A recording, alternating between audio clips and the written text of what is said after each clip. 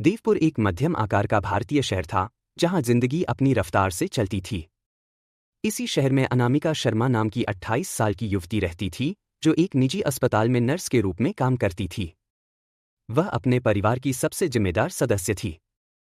पिता सेवानिवृत्त थे, मां की तबीयत अक्सर खराब रहती थी और छोटी बहन पढ़ाई कर रही थी। अनामिका की जिंदगी सीमित दायरे में थी, घर, अस्पताल और वापस घर। कॉलेज के समय उसका परिचय अमन वर्मा से हुआ था, जो धीरे धीरे एक दफा लगाव में बदल गया। अनामिका ने कई बार साफ शब्दों में कहा कि वह इस रिश्ते को आगे नहीं बढ़ाना चाहती, लेकिन अमन इसे अपनी बेइज्जती समझ बैठा। समय के साथ उसका व्यवहार ज्यादा आक्रामक और नियंत्रण करने वाला होता चला गया। 14 जुलाई की शाम अनामिका की नाइट शिफ्ट खत्म हुई। उसने अस्पताल से निकलते वक्त अपनी बहन को फोन कर बताया कि वह कुछ ही देर में घर पहुंच जाएगी। इसके बाद उसका फोन बंद हो गया। पहले परिवार ने इसे सामान्य समझा, लेकिन जैसे जैसे रात गहराती गई, चिंता डर में बदलने लगी। यही वह रात थी जिसने पूरे परिवार और शहर को झकझोर कर रख दिया।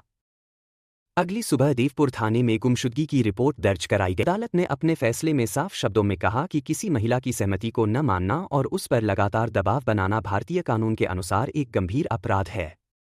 यह सिर्फ किसी एक व्यक्ति की जिद नहीं, बल्कि समाज में फैली उस सोच का परिणाम है जो न को चुनौती समझ लेती है।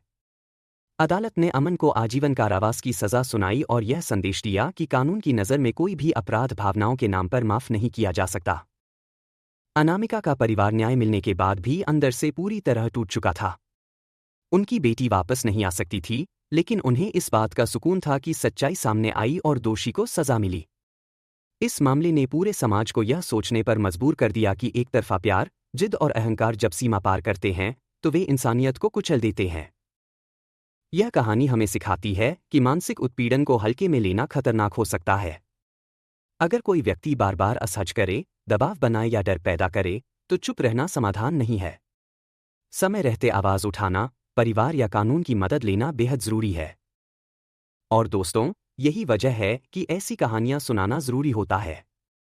डर फैलाने के लिए नहीं, बल्कि जागरूक करने के लिए, ताकि कोई और अनामिका अपनी आवाज खोने पर मजबूर न हो।